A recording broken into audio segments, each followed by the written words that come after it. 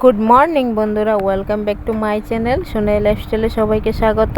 অনেক ভালোবাসা জানিয়ে শুরু করছি আজকের ব্লগটি। আশা করি ব্লগটি শুরু থেকে শেষ পর্যন্ত দেখবে।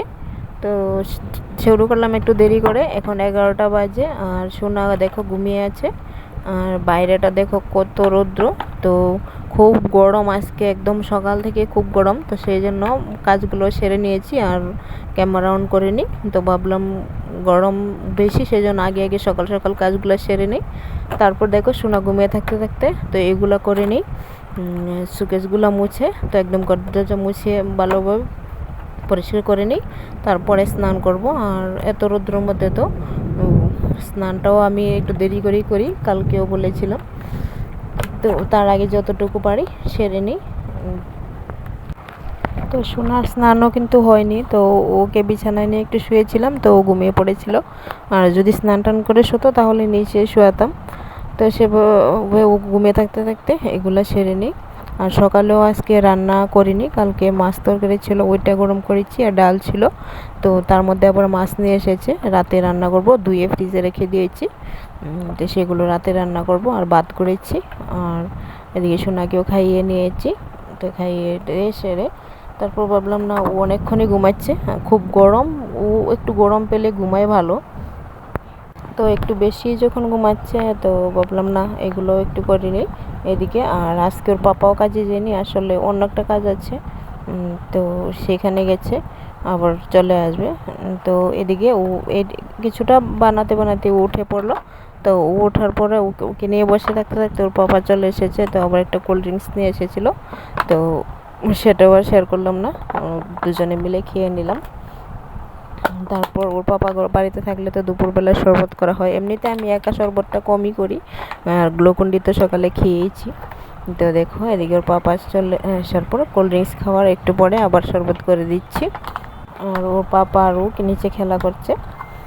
আর এদিকে দেখো রৌদ্রর অবস্থাটা দেখো, কত রৌদ্র। তো ওর পাপা গড়ে থাকতে থাকতে আমার ওই যে আমার ননদের বাড়ি থেকে বাঁশ কুড়ুল নিয়ে এসেছিলো, ওইটাকে পরিষ্কার করে কেটে তারপরে এদিকে কিছুটা কাপড় ছিল ভিজিয়েছিলাম, ওইগুলা ধুয়ে রোদ্রে দিয়ে স্নান করে একদম চলে এসলাম। আর এদিকে দেখো 11টার দিকে জিরে ধুয়ে দিয়েছিলাম, ওগুলোও কিন্তু শুকিয়ে গেছে, এখন বাজে 2টো। তো এদিকে শুকিয়ে গেছে। তারপর চলে আসলাম বিকেলবেলা, দেখো 5:30 বাজে।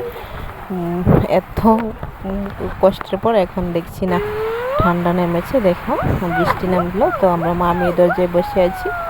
আর আজকে এত গরম দিয়েছে, মনে হয় সবচেয়ে থেকে এই বছরের গরম বৃষ্টিটা আজকেই দিল।